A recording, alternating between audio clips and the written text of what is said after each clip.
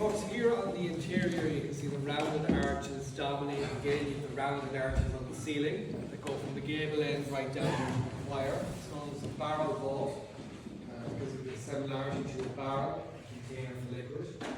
And there at the far end you can see the window.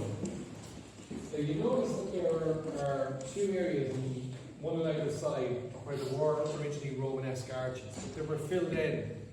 And this was when the Gothic cathedral was built. You can see the cathedral out there through the window.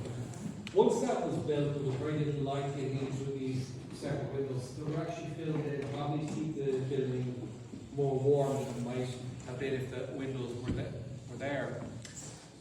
If you look down towards where I'm standing, there's an archway above here, and there's faces all the way around. And there's a huge difference between the different faces. Some of them are facing in different directions. Because there's so many of them, it's thought that they represented all different peoples of the world, the different traditions and different races. From the very first ceremony here, people would have travelled here from all over Western Europe. Henry II, the King of England, would have entered the chapel in the winter of 1171 and convened a church synod here on the rock at that time.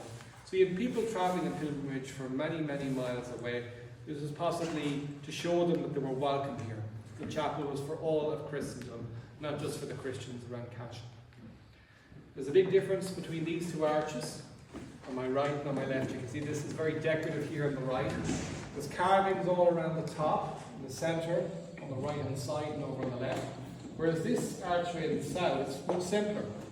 It's just an ordinary Romanesque arch. And that's because it was a practical doorway leading into the spiral staircase, which in turn gave access to the room above us. There was a scriptorium. Important books were copied and transcribed. And this northern doorway was probably a side chapel, possibly even where there was a relic contained, a relic of a local saint or a feature of importance. Okay, and with that, folks, we'll just